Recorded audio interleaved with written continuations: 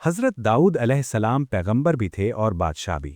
خداوند عالم ہے آپ کو خلیفہ زمین قرار دیا تھا کہ آپ لوگوں کے درمیان دین خدا کے مطابق فیصلے فرمائیں۔ جب حضرت داؤد علیہ السلام تسبیح خدا فرماتے اور ذکر الہی کی آواز بلند کرتے تو آپ کی آواز سن کر پہاڑ اور پرندے آپ کے ساتھ ساتھ گریا و نالا و استغفار و تسبیح کرنے لگتے تھے، یعنی پہاڑوں سے آوازیں نکلتی تھیں اور پرندے چہچہانے لگتے تھے اور آپ کے گرد وحشی جانور جمع ہو جاتے تھے۔ آپ کی زبان میں اس قدر کشش تھی کہ وہ آپ کے گرد و پیش ہو کر آپ کی تسبیح اور ذکر الہی کو سنتے تھے، اور وہ جانور اتنے محو اور مست ہو جاتے تھے کہ صحرائی جانوروں اور پرندوں کو پکڑنا چاہو تو پکڑ لو، اور وہ آپ کے حکم کی اطاعت کرتے تھے۔ حضرت داؤد علیہ السلام اہل بہشت کے لیے قاری مقرر ہوں گے، تاکہ بہشت والے بھی لہن داؤدی سے فرحت و لذت حاصل کریں، اور پہاڑوں کو بھی متیح کر دیا گیا تھا تاکہ جب وہ چاہیں پہاڑوں سے بآسانی معدنیات نکال لیں، اور کنویں بآسانی کھود لیتے تھے، اور آپ کے لیے لوہا اتنا نرم ہو گیا تھا کہ جیسے خمیر کیا ہوا آٹا، اور آپ اس سے زرہ بناتے تھے کہ جنگ میں ہتھیاروں کے اثر سے محفوظ رہیں۔ سب سے پہلے زرہ کی ایجاد حضرت داؤد علیہ السلام نے ہی کی تھی۔ آپ کے ہاتھوں کی یہ تاثیر تھی کہ بغیر آگ کے لوہا پگھل جاتا تھا۔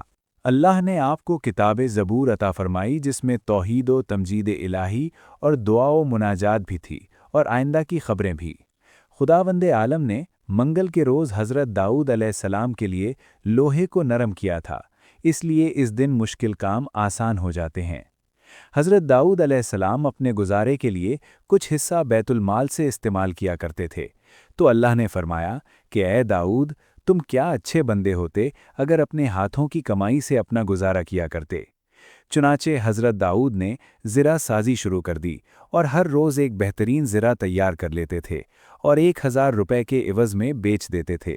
چنانچہ انہوں نے ایک سال میں 360 زرہیں بنائیں اور 3,60,000 روپے کمائے، پھر بیت المال سے بھی کوئی پیسہ نہیں لیا۔ حضرت داؤد علیہ السلام کھجور کے پتوں کی زنبیل بنایا کرتے تھے اور فرمایا کرتے تھے کہ زنبیل بنا کر فروخت کرو اور اپنے کھانے کی چیزیں خریدو۔ یہ ان کا کام زرہ سازی سے پہلے تھا، پھر زرہ سازی شروع کی۔ حضرت داؤد نے ایک روز ارادہ کیا کہ میں آج ایسی عبادت و تلاوت زبور کروں کہ ایسی کبھی نہ کی ہو۔ چنانچہ جب وہ عبادت سے فارغ ہوئے تو محراب عبادت میں ایک مینڈھک کو دیکھا، اور وہ بحکم خدا یوں کہنے لگا کہ اے داؤد، آج عبادت اور تلاوت تجھے بہت پسند آئی ہے۔ آپ نے فرمایا کہ بے شک۔ اس نے کہا کہ اے داؤد، میں ہر رات 1000 تسبیح خدا بجا لاتا ہوں، اور ہر تسبیح میں 3,000 حمد الہی نکلتی ہے، اور پانی کی گہرائی میں تسبیح کرتا ہوں، اور جب مجھے پانی کے باہر کسی بھوکے پرندے کی آواز آتی ہے تو میں پانی کے اوپر آ جاتا ہوں تاکہ وہ مجھے کھا لے اور پیٹ بھر لے۔ حالانکہ میں نے کوئی گناہ نہیں کیا ہوا ہے کہ اس کی سزا ہو، بلکہ بھوکے کی خدمت مقصود ہے۔ حضرت داؤد علیہ السلام مطابق شریعت کے گواہوں اور قسم پر فیصلے کیا کرتے تھے۔ ایک دفعہ آپ نے عرض کیا، خداوند، مجھے واقعے کے مطابق فیصلہ کرنا تعلیم دے کہ گواہوں کی ضرورت ہی نہ ہو اور نہ کسی کو قسم دینے کی ضرورت پڑے۔ خداوند عالم نے فرمایا کہ اے داؤد، میں تمہیں تعلیم تو دے دوں گا، مگر لوگ ایسے فیصلوں کی تاب نہ لا سکیں گے۔ چنانچہ ایک شخص حضرت داؤد کی خدمت میں پیش ہوا اور اس نے ایک دوسرے شخص پر دعویٰ کیا کہ میرا مال اس نے غصب کر لیا ہے، مجھے میرا مال دلوا دیجیے۔ خداوند عالم نے حکم دیا کہ مدعا علیہ کو کہہ کے اس مدعی کو قتل کر دے اور اس کا سارا مال مدعا علیہ کو دلوا دو۔ چنانچہ جب آپ نے یہ فیصلہ سنایا تو تمام بنی اسرائیل گھبرا گئے اور کہنے لگے کہ تم نے مظلوم کی امداد کرنے کی بجائے مظلوم کو قتل کرانے کا حکم دیا اور مظلوم کا مال بھی ظالم کو دلوانے کا حکم دیتے ہو۔ اور بیچارہ مدعی سخت گھبرایا اور کہنے لگا، میں آپ کے پاس فریاد لے کر آیا ہوں اور آپ نے مجھے الٹا قتل کرانے اور مال دلوانے کا فیصلہ کر دیا۔ جب تمام بنی اسرائیل اور مدعی و مدعا علیہ سب حیران و پریشان بلکہ اس فیصلہ سے سخت غیظ و غضب میں آ گئے تو اللہ تعالیٰ نے فرمایا کہ اے داؤد، اس مدعی نے جو تیرے سامنے فریاد لے کر آیا ہے، مدعا علیہ کے باپ کو قتل کیا تھا اور اس کا سارا مال لوٹ لیا تھا، لہٰذا میں نے فیصلہ دیا کہ اس سے قصاص لیا جائے اور مقتول کا بیٹا جو اس وقت مدعا علیہ ہے اپنے باپ کا قصاص لے اور اس کو قتل کر ڈالے، اور اس کا مال لے لے کیونکہ یہ مال اسی کے باپ کا ہے۔ اے داؤد، فلاں باغ میں جاؤ اور فلاں درخت کے نیچے اس کا باپ دفن ہے، اس کا نام لے کر پکارو، وہ جواب دے گا۔ پھر اس سے پوچھو کہ کس نے قتل کیا ہے، وہ قاتل کا پتہ بتائے گا۔ یہ سن کر داؤد بہت خوش ہوئے اور بنی اسرائیل کو ہمراہ لے گئے اور باغ میں جا کر اس درخت کے پاس آواز دی۔ قبر کے اندر سے آواز آئی، لبیک اے پیغمبر خدا، کیا حکم ہے؟ آپ نے فرمایا کہ تجھے جس شخص نے قتل کیا ہے اس کا نام و نشان بتا۔ اس نے جواب دیا کہ اے پیغمبر خدا، مجھے فلاں شخص نے قتل کیا ہے اور میرا مال بھی اپنے قبضے میں لے لیا ہے۔ یہ حال معلوم کر کے بنی اسرائیل کو تسلی ہو گئی اور حضرت داؤد راضی ہو گئے۔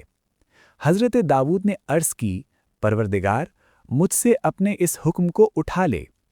پس خدا نے وحی بھیجی کہ اے داؤد، واقعے کے مطابق صحیح فیصلہ دینے کی طاقت دنیا والوں میں نہیں ہے، لہٰذا تم مدعی سے گواہ طلب کرو اور مدعا علیہ کو قسم دیا کرو اور واقعے کے مطابق فیصلہ مجھ پر چھوڑ دو، میں خود روز قیامت کروں گا۔ اسی طرح ایک مرتبہ بوڑھا آدمی ایک جوان آدمی کو پکڑے ہوئے حضرت داؤد کے پاس آیا اور اس جوان کے ہاتھ میں انگور کا خوشہ تھا۔ بوڑھے نے شکایت کی کہ اس نے میرے باغ کو خراب کیا ہے اور بغیر میری اجازت کے انگور کھائے ہیں۔ حضرت داؤد نے اس جوان سے پوچھا تو اس نے کہا، جی ہاں، درست کہتا ہے، میں نے ایسا ہی کیا ہے۔ خداوند عالم نے فرمایا، اے داؤد، اگر آخرت کے مطابق فیصلہ کیا جائے تو فیصلہ یہ ہے کہ اس جوان کے ہاتھ میں شمشیر دے دو تاکہ اس بوڑھے کو قتل کر دے، کیونکہ اس بوڑھے نے اس جوان کے باپ کو قتل کیا ہے اور یہ باغ اسی کا ہے، اور 40,000 درہم بھی اس کے لوٹ لیے ہیں جو فلاں درخت کی جڑ میں دفن ہے۔ اس جوان کو کہہ دو کہ وہاں سے کھود کر نکال لے۔ چنانچہ ایسا ہی کیا گیا۔ اسی طرح کے اور بھی واقعات ہیں۔ اللہ تعالیٰ نے حضرت داؤد کو حکم دیا کہ تم مطابق ظاہر ان کے درمیان فیصلہ کیا کرو، باطن کا فیصلہ میرے لیے چھوڑ دو، میں روز قیامت خود کروں گا۔ معلوم ہوا کہ شریعتوں کے ظاہر حال پر فیصلے ہوتے ہیں، باطن کے مطابق فیصلہ کرنا پیغمبروں کے سپرد نہیں ہے بلکہ خدا کے حوالہ ہے، وہ جس طرح چاہے کرنے کا حق رکھتا ہے۔ نیز منقول ہے کہ حضرت داؤد کے زمانے میں ایک زنجیر تھی جو آسمان کی طرف سے نیچے لٹکی ہوئی تھی اور اس کے ذریعہ حق و باطل کا فیصلہ ہوا کرتا تھا۔ جو حق پر ہوتا تھا اس کا ہاتھ زنجیر تک پہنچ جاتا تھا اور جو حق پر نہیں ہوتا تھا اس کا ہاتھ نہیں پہنچتا تھا۔ ایک مرتبہ ایک شخص نے کسی کے پاس اپنا موتی امانت رکھا، اس نے وہ امانت دینے سے انکار کر دیا۔ چنانچہ دونوں زنجیر کے پاس آئے، جس کا موتی تھا اس نے ہاتھ بڑھا کر زنجیر پکڑ لی اور دوسرے نے یہ کام کیا کہ اس کا موتی اپنے عصا میں سوراخ کر کے رکھ لیا تھا۔ جب اس نے زنجیر پکڑنے کا ارادہ کیا تو اپنی عصا اس شخص کو پکڑا دی جس کا موتی تھا، وہ عصا کے اندر چھپا ہوا اس کے پاس تھا۔ جب لوگوں نے ایسے ہیلے بہانے شروع کر دیے تو اللہ نے زنجیر اٹھا لی اور حکم دیا کہ گواہوں اور قسم کے ذریعے فیصلہ کیا کرو۔ ایک مرتبہ کا واقعہ ہے کہ ایک جوان مسجد میں رو رہا تھا اور ایک جماعت اس کو تسلیاں دے رہی تھی کہ حضرت علی مسجد میں داخل ہوئے۔ حضرت نے پوچھا، کیوں رو رہے ہو؟ اس نے کہا کہ شرح قاضی نے ایک فیصلہ کیا ہے، وہ میں نہیں سمجھ سکا ہوں۔ یہ جماعت جو مجھے تسلیاں دے رہی ہے، میرے بابا کو ایک سفر میں ہمراہ لے گئے تھے۔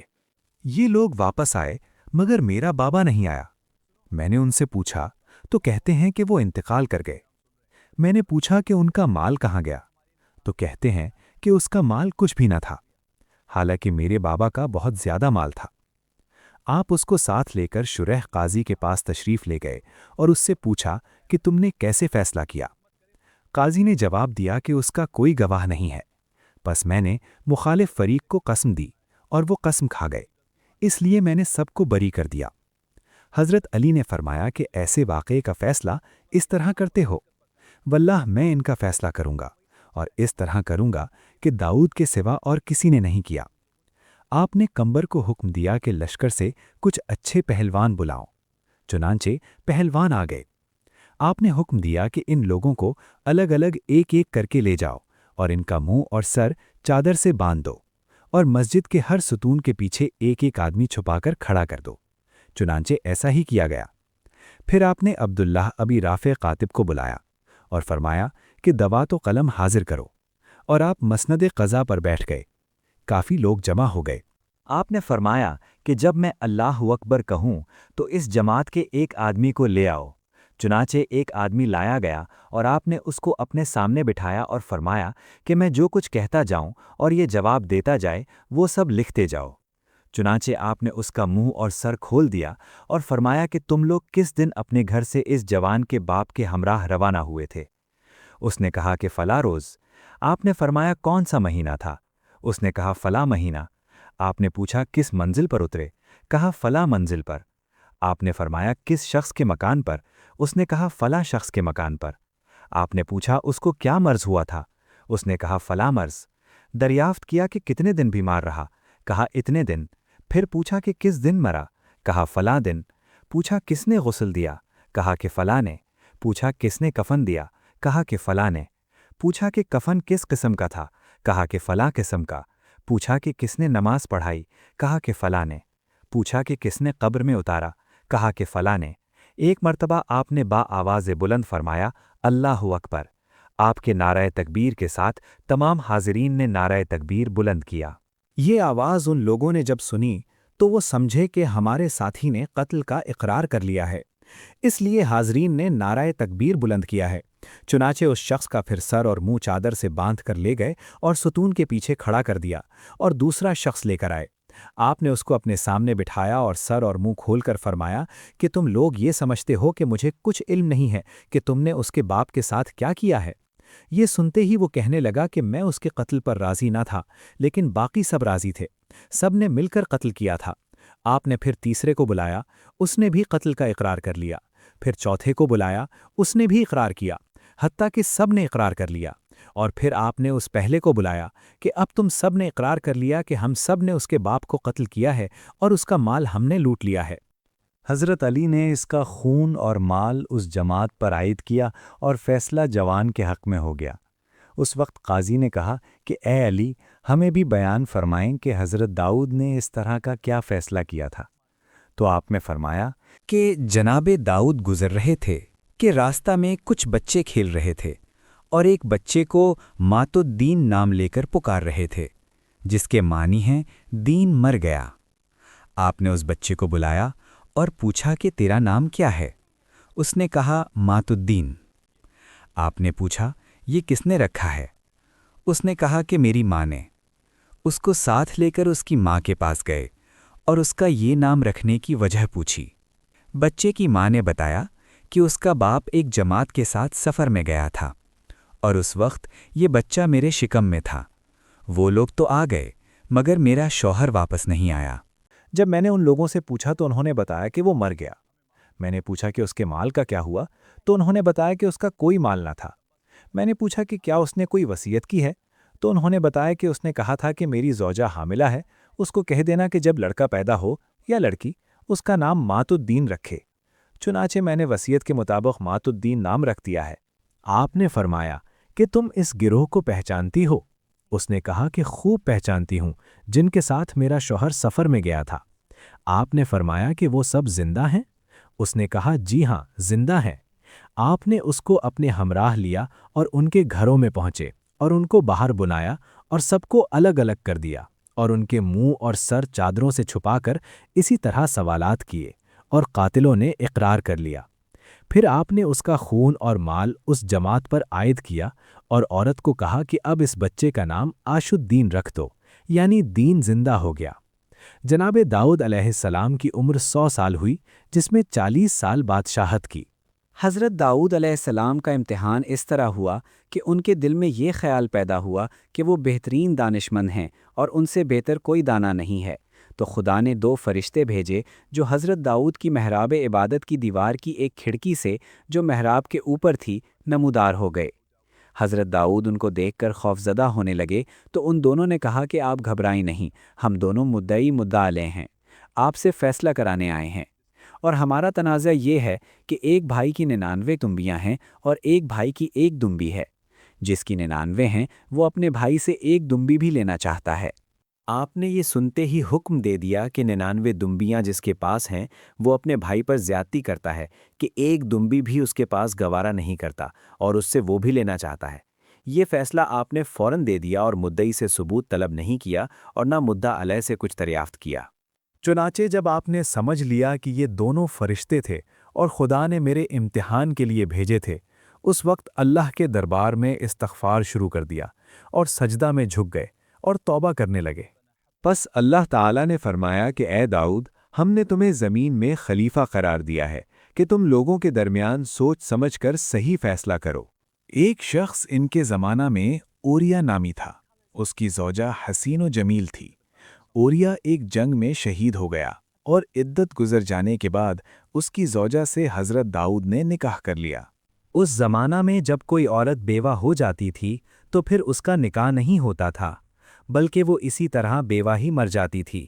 حضرت داؤد نے پہلی مرتبہ اس رسم کو توڑا اور اوریا کی بیوہ سے عدت گزر جانے کے بعد نکاح کر لیا، اور پھر یہ طریقہ جاری ہو گیا۔ اس سے پہلے یہ طریقہ نہ تھا، اس لیے لوگوں نے چہمگوئیاں کیں اور غلط سلط واقعات بنا لیے جو پیغمبروں کی شان کے خلاف ہیں، بلکہ ایک شریف آدمی کے لیے بھی عیب ہیں، چہ جائے کہ خدا کا برگزیدہ پیغمبر ایسے افعال کا مرتکب ہو۔ اِنَّا لِلَّهِ وَإِنَّا إِلَيْهِ راجعون۔ حضرت داؤد علیہ السلام پر کتاب زبور ایک ہی مرتبہ نازل ہوئی اور 18 رمضان المبارک کی شب میں نازل ہوئی۔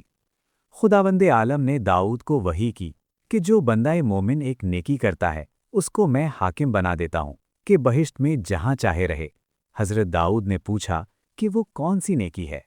اللہ نے فرمایا کہ وہ نیکی یہ ہے کہ بندہ مومن اپنے بھائی کی حاجت کو پورا کرنے کی کوشش کرے کہ اس کی وہ حاجت پوری ہو جائے، خواہ پوری ہو یا نہ ہو، میں اس کی کوشش کا بدلہ دیتا ہوں۔